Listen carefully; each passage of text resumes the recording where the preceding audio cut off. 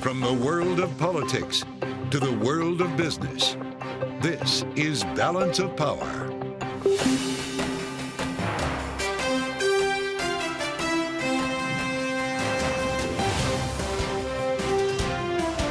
Live from Washington, D.C.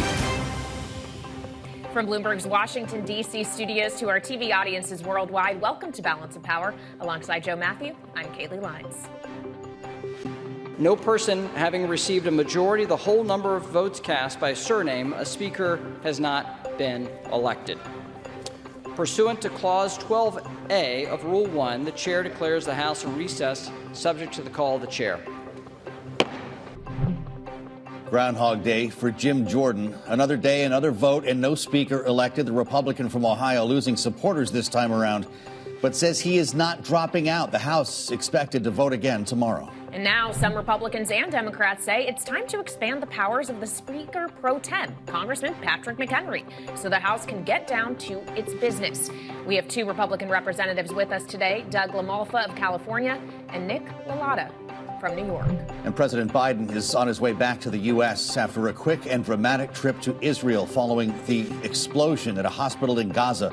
Former Israeli ambassador to the U.S., Michael Oren, is with us coming up this hour. Another wild day in Washington here. Kaylee, you started your day on Capitol Hill. Unclear what was going to happen with a vote at 11 a.m. for Jim Jordan. This was supposed to get easier with each round, not more difficult. He fails in round two. And it's been chaotic ever since, with the protests even kicking off on Capitol Hill, bringing us to our other top story. Yeah, absolutely. In fact, there is now restrictions, we understand, on Capitol Hill of movement of just congressional members and their staff because of the protests that have been ongoing. Actually, protesters in the rotunda in the Cannon office building. And we're showing here what the U.S. Capitol Police have to say. Arrests have been made and the rolling road closures are ongoing. 3 people in total arrested and charged with assault on a police officer during processing. And of course, these protesters, Joe, are related to what we are seeing unfold between Israel and Gaza. Yep, that's absolutely right. Reminding all of us that these stories cannot be removed from one another. There will be no progress on helping Israel in this country without a Congress. And of course, the president is on his way back from Israel, having delivered a very powerful message earlier today. We're going to get to all of these stories with our panel right now. Bloomberg's Julie Fine joins from New York, and Mario Parker here in Washington. Mario, let's start with what's happening on one end of Pennsylvania Avenue, and that would be Capitol Hill. Jim Jordan swings twice, misses both times, a little worse the second time. It does appear there will be a vote tomorrow. Is that going to be his last try?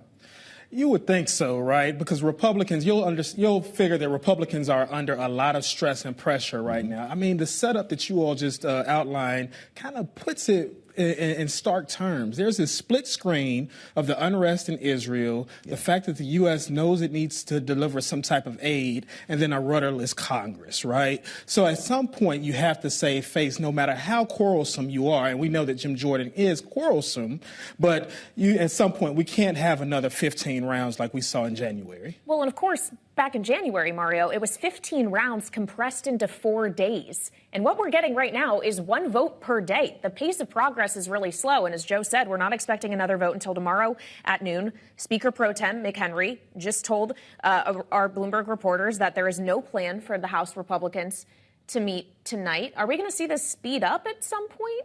I don't think so. I don't think we're going to see those images from C-SPAN, right, where there was just this marathon of votes, right? Come on, make it happen. Again, just going back to the fact of the optics in this very moment. McHenry is a sober leader.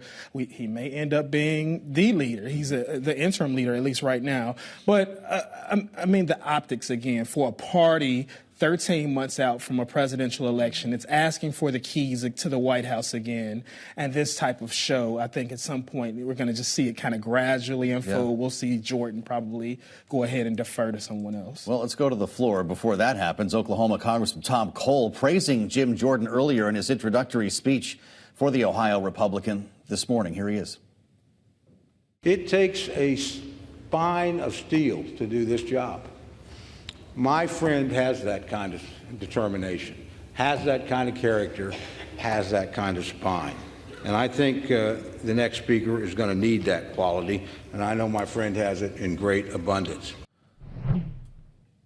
And then he failed while everyone was watching once again. Julie Fine, how does this level of dysfunction, if we can call it that, go over with the electorate? I think level of dysfunction is the perfect way to explain it. I don't think it goes over with the electorate very well. I mean, first of all, you're already seeing Democrats pouncing on this. There are Republicans in swing districts that are voting against Jim Jordan. But what I'm also seeing here are Republicans not in swing districts. So I think the level of dysfunction. Also, when you look at what's happening on the world stage, you see this, as Mario said, moving extremely slowly when aid is needed for the Middle East, for Ukraine. So the dysfunction is not going to sit well with the electorate, especially with everything going on in the world right now. And the question really does remain, you're not even seeing several votes a day.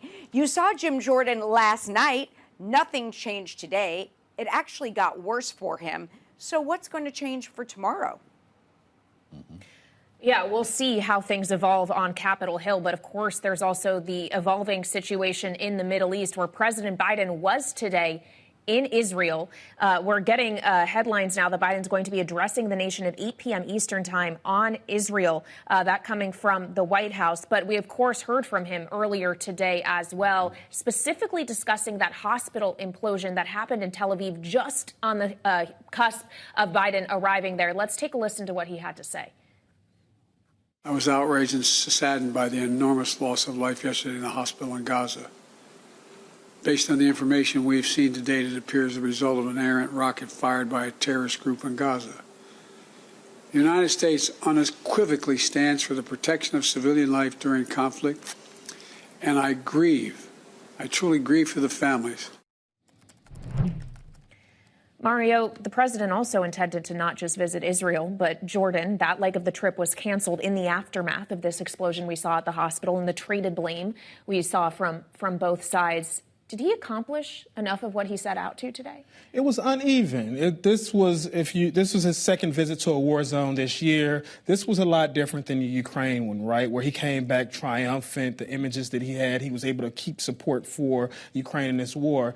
And this one, again, he went over with the goal of espousing American support for its closest ally in the Middle East, being Israel, but also to kind of counterweight, if you will, with the Arab leaders as well. So the fact that the hospital bombing yesterday, the fallout from that, the reaction of the White House to side with Israel, even though the president did cite intelligence for that, it didn't sit well with the Arab leaders. So the goal of at least counterbalancing this visit with the Arab leaders in the region, he did not achieve that. So we understand the president is going to be making that address tomorrow. He's on his way back right now, Kaylee. Pretty important here, considering the request that the White House is about to make for Israel as well as Ukraine. We've heard $100 billion for a price tag. Julie Fine. It strikes me if there was ever a time for a primetime address, we're seeing this would be 8 p.m. The venue would be the Oval Office. What would be the message to the American people? Really, the message to the American people is please support this effort. Try to understand what is happening to the best that you can. And the president really has to explain what he saw, why he feels the way he does with the information he is getting from intelligence, and really basically say the United States is here to try to stabilize what is happening in the world and save human life at the same time. So he's really got to get the American people on board with the fact that he believes they're doing the right thing. He's also sending a message to Congress that they have to get this aid package done, which again then goes to some dysfunction right now in Congress. Mm-hmm. Absolutely, and we're going to have more on that in just a minute. Bloomberg's Julie Fine and Mario Parker, thank you both very much for joining us. Coming up, we will turn back to the fight for House Speaker. President Biden sharing his sympathies for Jim Jordan just moments ago. Do you have a view of Jim Jordan's current predicament and unable to secure the speakership? I ache for him. More on the fight for the speakership next with Congressman Doug LaMalfa of California. He was a no on Jim Jordan yesterday, but a yes today. This is Balance of Power on Bloomberg TV.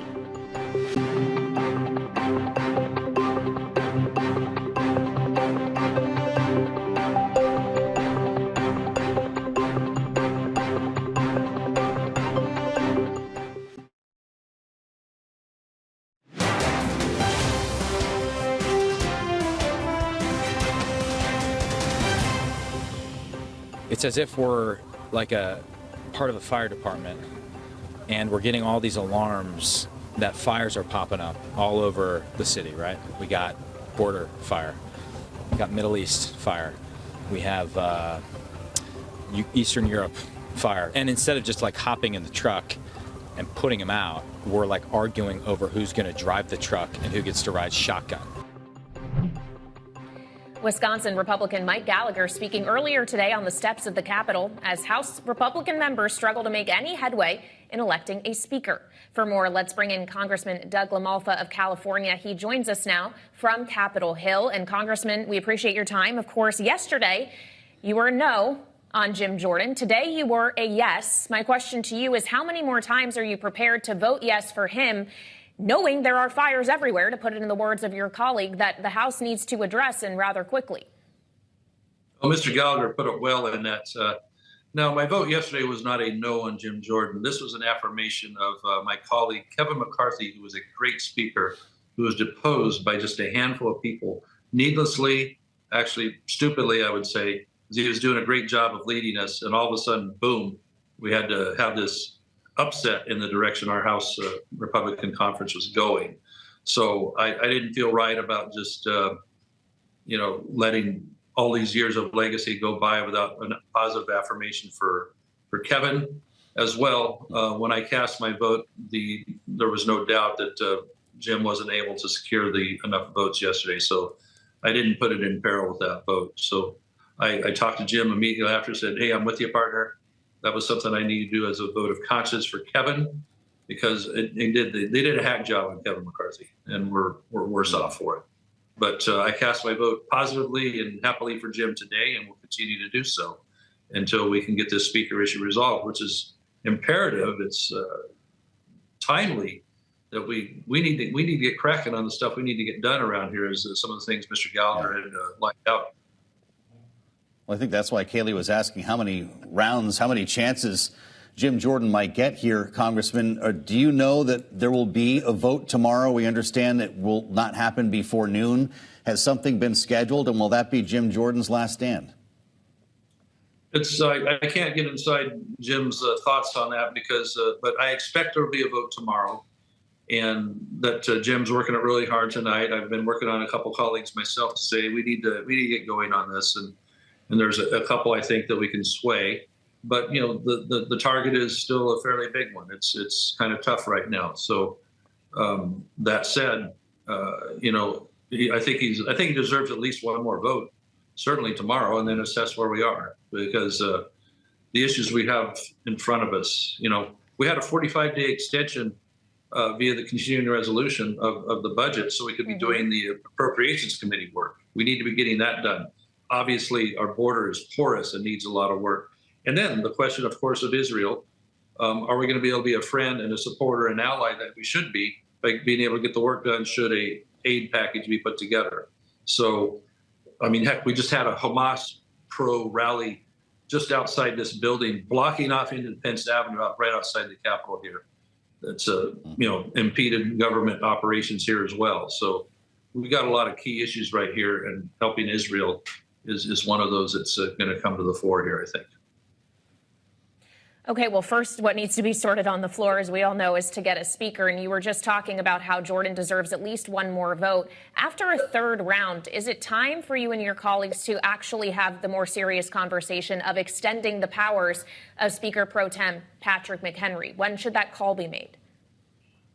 Well, I think it depends on how well he does at picking up new votes tomorrow. With Kevin there back in January, 15 votes in a period of time there that he kept adding votes. He was able to keep getting more people on board until they could reach that magic number.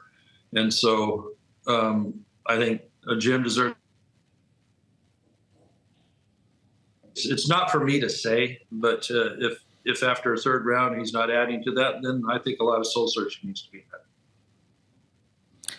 A lot of soul searching could go in a lot of different directions here. The narrative, Congressman, if we can just get to the heart of the matter, and I'm sure you're hearing everything we're hearing and a lot more, is that Jim Jordan can't get it done. And in fact, there's no one in the Republican conference who can get to 217 votes. Is that the conversation you're having with your colleagues, or is that just not true?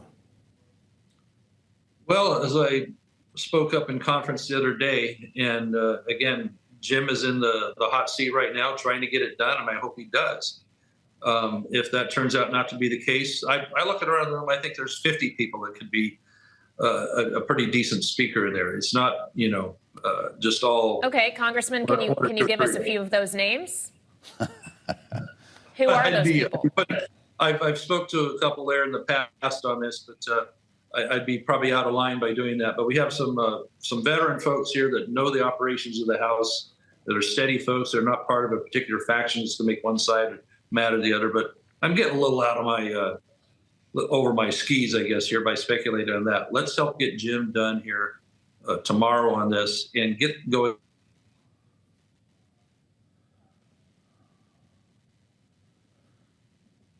All right, Congressman Doug LaMalfa of California. I think we lost him. Someone must have been listening. He was getting too far over his skis, Kaylee. Let's turn now to Kyle Kondik. Of course, the managing director of Sabato's Crystal Ball at the University of Virginia.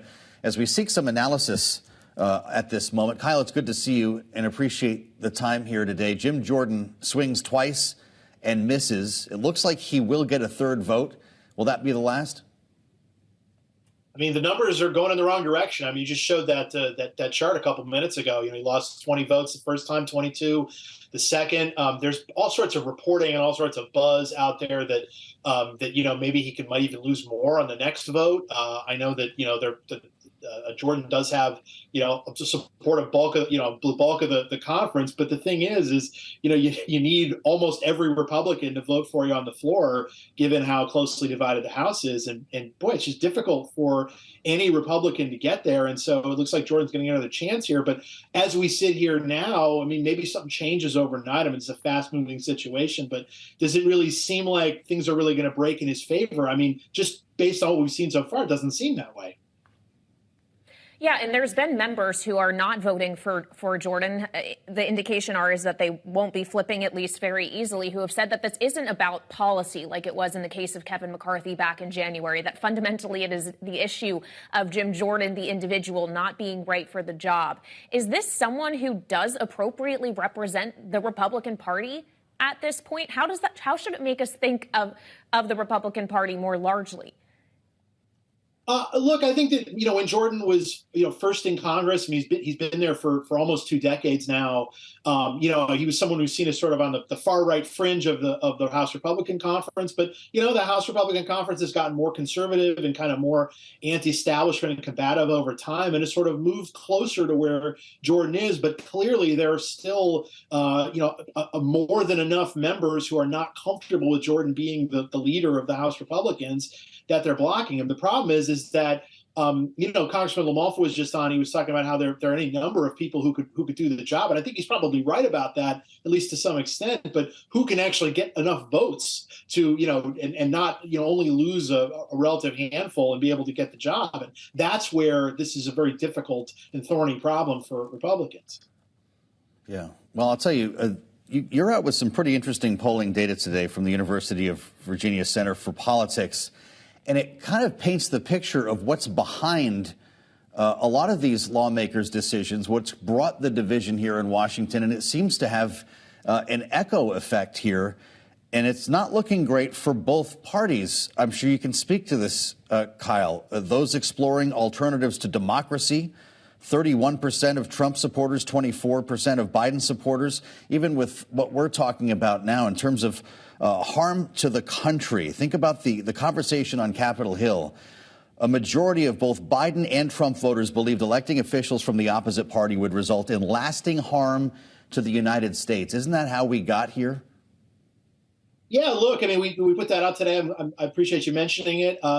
The country is, of course, extremely divided. And I think in this speaker vote, you ask yourself, well, wait a second, the parties are pretty evenly divided. There are only a handful more Republicans than Democrats. Why can't the two parties come together and elect a sort of a consensus speaker, which we have seen in state legislatures on occasion and so on. But I think for so many voters out there, something like that would be seen as sort of a betrayal of one's party and as a sort of and sort of an unacceptable concession to the other side. And so, and it's not even like there are great kind of concessions being offered in terms of electing a cross-party speaker or something like that. It just doesn't seem to be something that the system is capable of doing. And I think part of it is based on what the individual voters feel, and they're pretty entrenched themselves.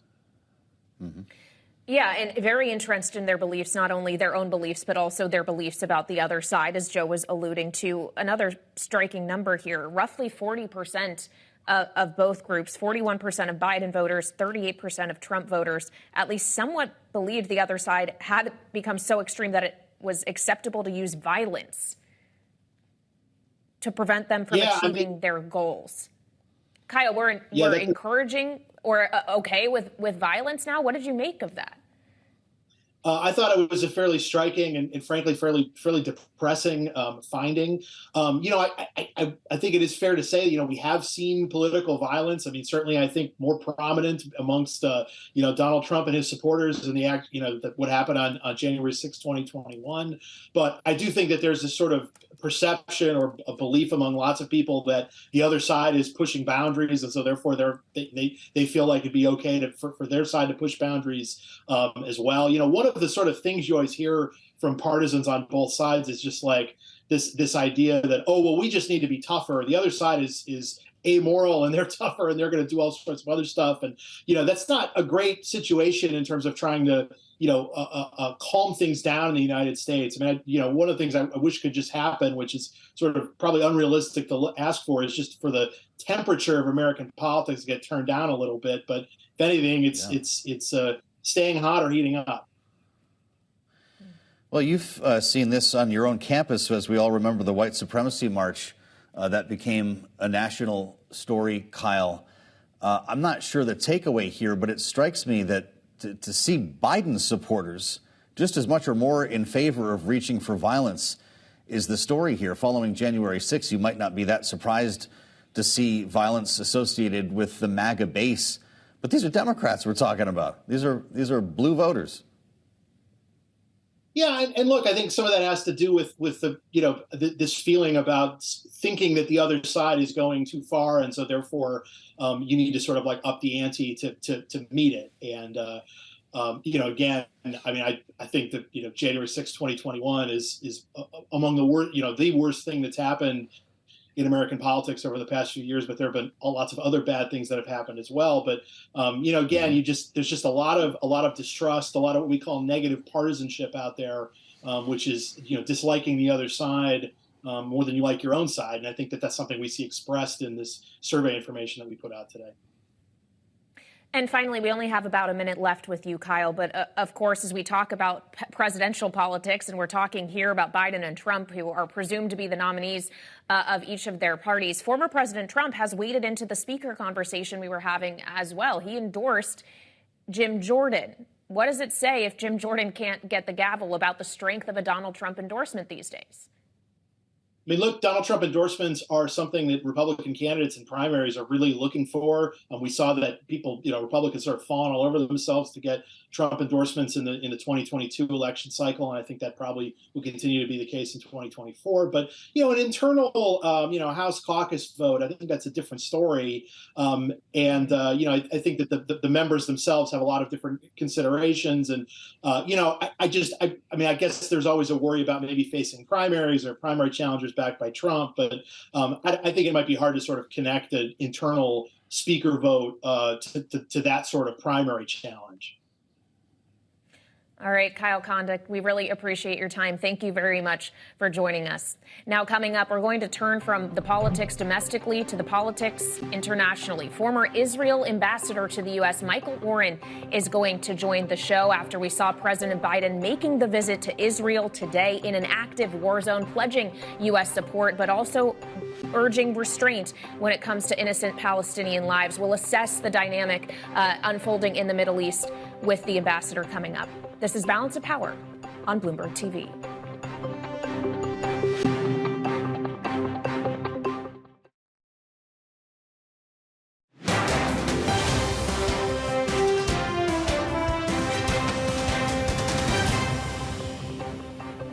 This is Balance of Power on Bloomberg TV as we turn now to the U.S.'s role in the Israel-Gaza conflict and bring in Michael Oren, former Israeli ambassador to the U.S. Mr. Ambassador, we appreciate your joining us at what I know is a late hour in Tel Aviv.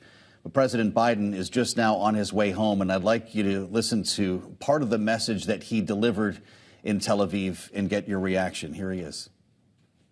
The vast majority of Palestinians are not Hamas. Hamas does not represent the Palestinian people. Hamas uses innocent families in Gaza as human shields, putting their command centers, their weapons, their communications tunnels in residential areas. Mr. Ambassador, President Biden also referred to some of the mistakes that were made by the U.S. in the wake of 9/11 as part of his message of restraint, while also allowing for Israel to seek justice. How did that message land in Tel Aviv? Oh, I think people may have understood that, as I understood, that it was a reference not to get involved in sort of a quagmire in Gaza. If you're going to go in there and you're going to uproot Hamas, then get it done and get the hell out of there. And it had a particular resonance for me, Joe, I'll tell you the truth, because in 2003, I was called to testify in front of Congress about the impending Iraq war. I was merely an historian back then. And I testified that it would be a big mistake to get involved in state making in Iraq. Go in, kill Saddam Hussein and get out. But the British had lost their stomach for it, and the French had lost their stomach for it and have withdrawn. And I predicted that the United States would lose its stomach for it too, and also withdraw. And the Iranian border would move about 800 miles westward toward us. And I think, unfortunately, I was right by that. So I understood exactly what the president was saying. As for his first remark about the majority of Palestinians not being Hamas, drawing a distinction, I understand why he has to say that. Unfortunately, it's not entirely true. The Palestinians in Gaza overwhelmingly voted for Hamas, supported Hamas, celebrated when Hamas butchered our citizens. And in the Judea and Samaria, the West Bank, the Palestinian Authority under Mahmoud Abbas, he's in the 18th year of his 4-year term, and he won't stand for re-election because he knows that Hamas would overwhelmingly win there too. One of our big problems, maybe our biggest problems with the Palestinians, is that the majority of them support Hamas, and you can't ignore that fact. No, it's true. Not all of them are Hamas, but an awful lot of them are. Okay, but Ambassador, is support for Hamas enough to justify the potential massive loss of life we could see for Palestinian civilians? How should that be balanced here? What we're trying to do is get the Palestinian civilians to move out of the battleground. That is an attempt to actually save Palestinian lives. I understand it's not pleasant at all to be displaced and moved to a different area, but the alternative would be far worse. Hamas uses its population as a human shield. Hamas builds massive labyrinths of tunnels under cities, under schools. It has its headquarters under hospitals. That's where they have their arsenals in mosques as well. And the only way that Israel can defend itself from further horrendous massacres of this strife that we experienced on October 7th and 8th is to go in there and uproot Hamas. And that's a fighting, I'm an old paratrooper. I know what it is to be in a killing zone. But these streets are a nightmare for any army. It's endless booby traps and mines, and beneath it, this warren of tunnels. And the only way to fight against it, the only way to uproot Hamas, is to move that civilian population away. Otherwise, they will be caught in the crossfire, which is precisely what Hamas wants. Well, there's a lot there to consider, Mr. Ambassador, but the president was supposed to be on his way to Jordan right now instead of heading back home to sleep in his own bed tonight. And I wonder your thoughts on this summit in Jordan, a summit of Arab nation leaders being canceled, and what that means for geopolitics in that region on the eve of what appears to be a ground invasion of Gaza. Well, it's certainly unfortunate. And the summit would have been welcomed, I think, by all Israelis, and certainly by the leaders of Jordan, Egypt, and maybe the Palestinian Authority. But there's the Palestinian, there's the Arab street, there's public opinion, which also tends to be very favorable toward Hamas. Leaders aren't, but the people are. And when it was abundantly clear that it was not an Israeli airstrike that destroyed that hospital, at least the parking lot of the hospital, killing so many civilians, but an errant Palestinian Islamic Jihad missile that was fired at us and sort of crashed prematurely, the people in those streets are unwilling to believe that, and they were demonstrating and rioting and made such a summit untenable. That's unfortunate. I think that the United States is going to try to continue to maintain close relations with its allies, to maintain our relations, these relations with the Abraham Accord signatory countries, that's the UAE, Bahrain, Sudan, and Morocco, and to try to, once the smoke clears of this crisis, to go back and try to affect a rapprochement between Israel and Saudi Arabia, which would be a real game changer for the entire region. Who said it's going to be easy? This is the Middle East, folks. It ain't easy. Yeah. Well, and on that subject, there is another country in the Middle East to ask you about. That would be Iran. This is actually a subject that was broached by Jack Lew, President Biden's nominee to be the U.S. ambassador to Israel. He had his confirmation hearing in the Senate today, and this is what he said about the threat of Iran, if you could take a listen. I want to be clear. Iran is a threat to regional stability and to Israel's existence. If confirmed, I will uphold President Biden's commitment to deny Iran a nuclear weapon, and warning to the region that anyone who's thinking of taking advantage of the current crisis, don't. Mr. Ambassador, what is your read on how great the risk is that this crisis is taken advantage of, that this expands beyond just Israel and Hamas? I don't think it's a matter of expansion. I think Iran was largely behind it. Iran saw weakness in Israel, that Israel was divided internally over political debates. It saw the United States that was unwilling to project power, withdrawing from the world, certainly withdrawing from the Middle East. It was afraid of that Saudi-Israel peace. Not only would the Iranians be facing a joint Saudi-Israeli strategic front, I think that the Iranians were very much afraid of Saudi nuclearization. The question of whether Saudi Arabia would get nuclear power as a result of that peace agreement was also very, very frightening to the Iranians. They want to be the only ones that have nuclear power in that area of the Persian Gulf. And so it didn't take very much to encourage Hamas to launch this strike and to provide the funding and the training and the know-how and the intelligence for it. We believe that. Palestinian Islamic Jihad. Are we good with that narrative, Mr. Ambassador? Because we hear this from a lot of folks on the program that, hey, look, they've historically backed Hamas. You don't have to be a genius to know that. But is it not incumbent upon Benjamin Netanyahu and Joe Biden to show evidence of that connection? Maybe they don't want to. Maybe it's from core sources that they don't want to reveal. But I'll give you some evidence. We know that Hamas senior officials met with Iranian senior officials about several weeks before that operation, before the attack. We know that every missile that's fired at us, and by the way, I had about 3 or 4 fired just outside my window not long ago, they are either engineered by Iran or actually manufactured by Iran. I don't know how much more evidence you need. Well, of course, the administration maintains that there was no direct evidence that Iran had direct knowledge of this particular attack. And Mr. Ambassador, we at Bloomberg would like to share with you, we hope you remain safe as you are witnessing that scene there in Tel Aviv. On the subject of the Biden administration, though, of course, they're not just dealing with the question of Iran. They are also dealing with the question of providing funding and aid to Israel. Our understanding here at Bloomberg is that the president could be asking Congress for in total $100 billion for aid, not just to Israel, but Ukraine as well. What does Israel need most right now? What should the U.S. be giving? The United States can provide essential forms of ammunition and capabilities for Israel.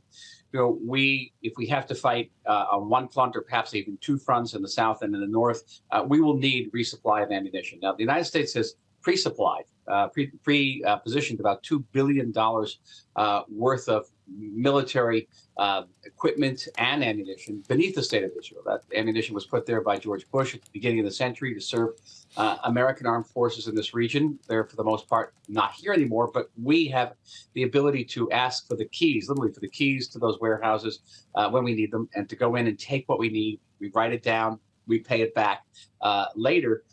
So what we need are certain types of ammunition. We need certain capabilities, certainly in the intelligence field. And we need what I call the diplomatic Iron Dome, which is America's readiness to cast vetoes in the Security Council, as they did today, as the Russians, the Chinese will move to try to condemn us. All right, Mr. Ambassador, thank you very much for joining us so late in the evening, or I guess early morning from Tel Aviv. We really appreciate your time. And again, stay safe. That is former Israeli ambassador to the U.S., Michael Oren. Now, coming up, we'll turn back to the affairs here in the U.S. Republican Congressman from New York, Nick LaLota, will be with us to talk about the speaker fight still ongoing on Capitol Hill. This is Balance of Power on Bloomberg TV.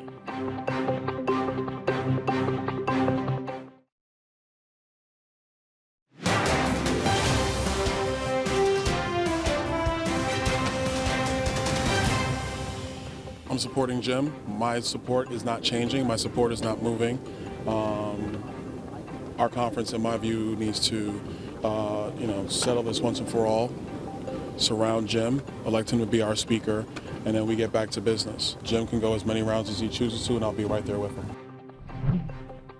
That was Florida Republican Byron Donalds doubling down on his vote for Jim Jordan for House Speaker, even as Jordan's support shrank in the second round of voting today. Joining us now for more is New York Republican Nick LaLota, one of those who is voting against Jim Jordan. Thank you very much for joining us, Congressman. We just heard from Byron Donalds there. This could go as many rounds as Jim Jordan wants it to go. How many more are you anticipating before you and your colleagues decide it's time for something else? Well, this speaker's race ought to be about policy, not personality. And it's a shame that we're even here. 8 Republicans teamed up with 210 Democrats to put us down this path, this chaotic path. They knew, those folks who voted to vacate McCarthy knew that it would take quite some time to settle on a speaker. McCarthy had months, if not years, to build the relationships, to build the trust that it takes to lead the House, to be second in line to the presidency. And right now we're trying to get it done in 14 days. It's obviously not enough time.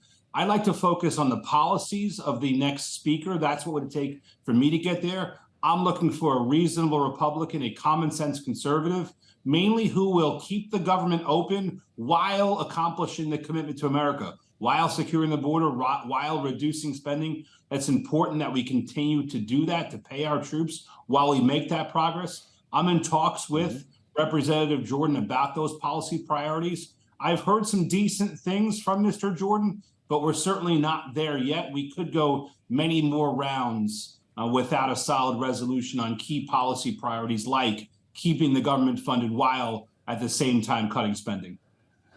Well, hold on, Congressman. Jim Jordan says he's got an offer you can't refuse as a New York lawmaker to double the SALT deduction, which is something that your constituents are passionate about. Is that enough to bring you into the fold?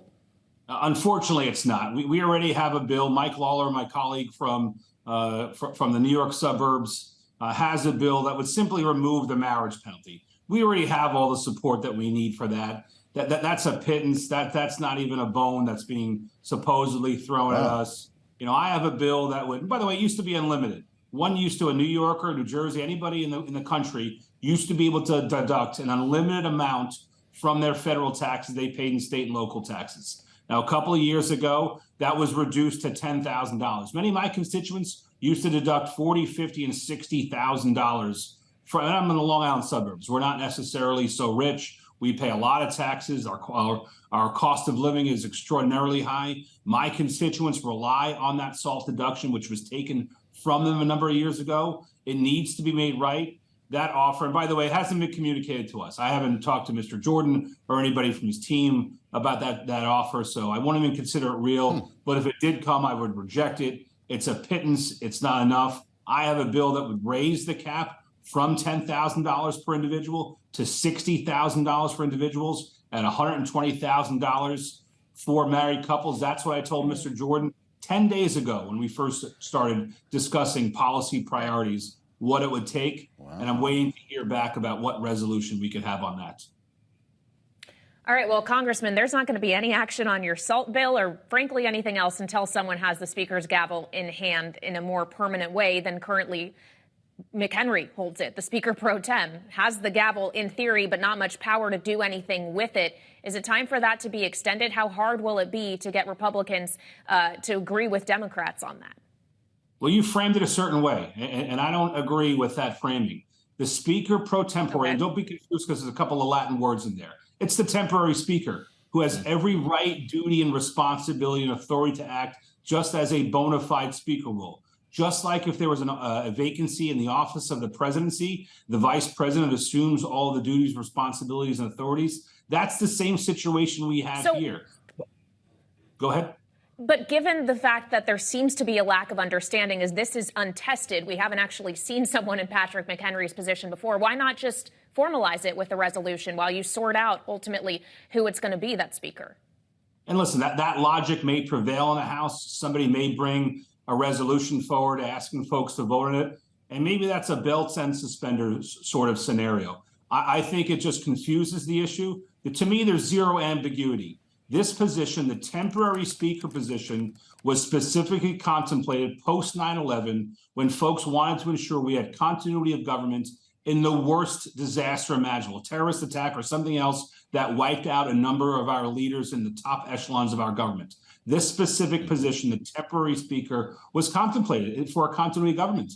The individual who occupies it can act. And I think 14, 15 days later, about having not a bona fide speaker, I think our speaker pro tempore actually should act. It's so urgent.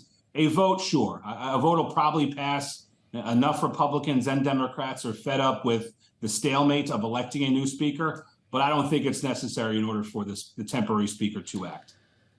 You know, I talked to Congressman Seth Moulton earlier today on Bloomberg about this. Of course, a Democrat from Massachusetts. Here's what he said about this idea. It looks like Democrats are ready to jump in on this. Let's listen.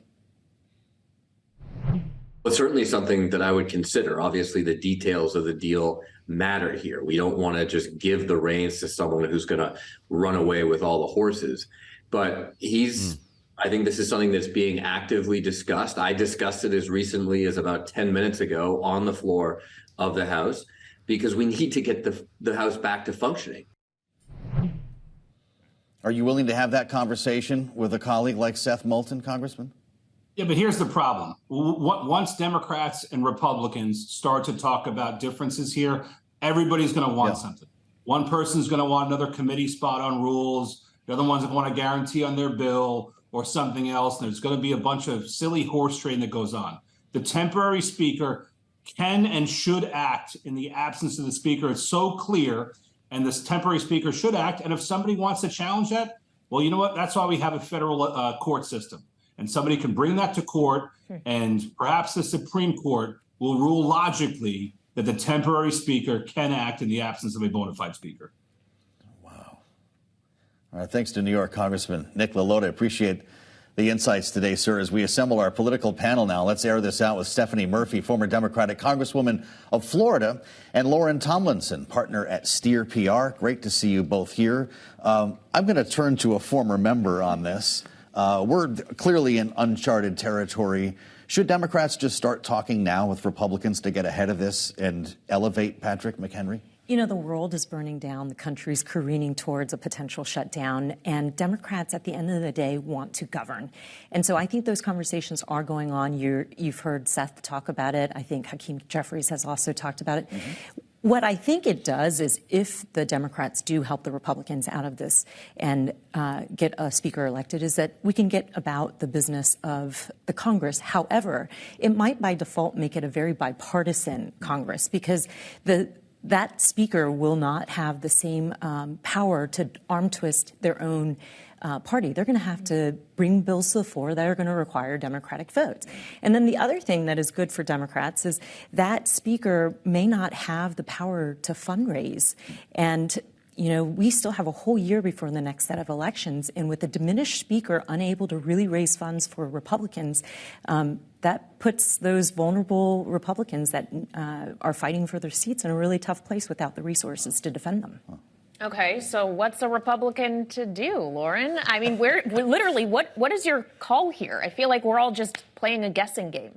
Yeah, it truly is. I mean, the report after report, and everyone I talk to on the Hill is like frustration, don't know where we're going next, what's going to happen. And, I kind of loved the congressman's message right there, just sue us, right? Leave it up to sue us.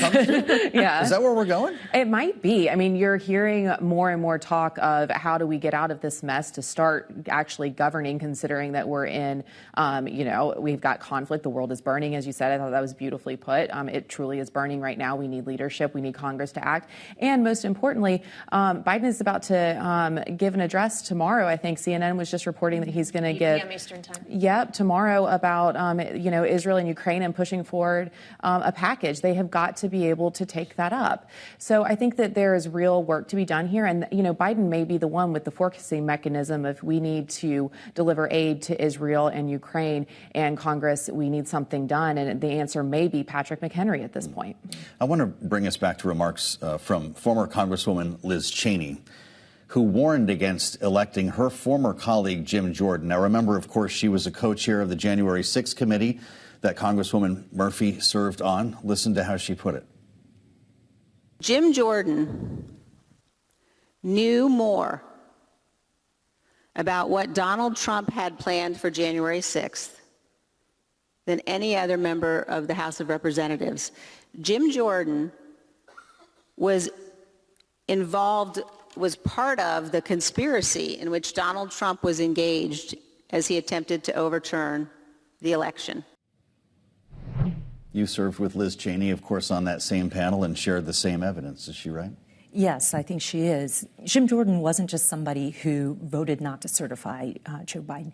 He was a part of a number of conversations in the run-up to January 6th, casting about for different ways in which they could overturn the will of the American people. He was involved in conversations about calling people to Washington, the very same people who then sieged the Capitol. He was in conversations pressuring the vice president to act on that day in a way that wasn't constitutional. So he is a lead insurrectionist in the House. And I think it really says something that the House Republicans are thinking about letting him lead the House. A lead insurrectionist is how you would describe Jim Jordan. He was one of the planners. Well, but he still is many votes away from what he needs to actually become Speaker of the House, and we'll see ultimately if he gets there. But to Lauren, the point you were making earlier about what the House needs to deal with and why it needs a Speaker, including Israel funding. We have President Biden right now on Air Force One returning from a trip to the Middle East to be there physically. He did not get to go to Jordan to meet with Arab leaders. Was this trip a success for the administration? I think it was really important that President Biden was there, and he was there during the hospital attack and was able to offer support to Israel and, be there in person to express the condolences. It was a success in that we did need to negotiate aid into the Palestinians. We needed to negotiate those routes. We needed to be in there in person and talk to President Netanyahu and really hash this out. Secretary Blinken was in there for 9 hours before President Biden even got there to negotiate this. So really important that he was there. I wouldn't say it was a resounding success because of the hospital attack, because of the protests going on in the Arab nation, the Israel-Saudi deal to normalize relations there is it's completely politically dead at this point. They're not going to be able to revisit that. And that was one of the key goals of President Biden and Secretary Blinken engaging so early, was to try to salvage that deal and have Saudi normalize relations with Israel. So, not a complete success, but again, really important that he showed up. All right, Lauren Tomlinson, Stephanie Murphy, we have to leave it there, but thank you both very much for joining us this evening. And of course, for more coverage on all these stories, check out the Washington Edition newsletter on the terminal and online. Thanks for joining us on Balance of Power. We'll have a lot more to cover this time tomorrow. We'll see you then, only on Bloomberg.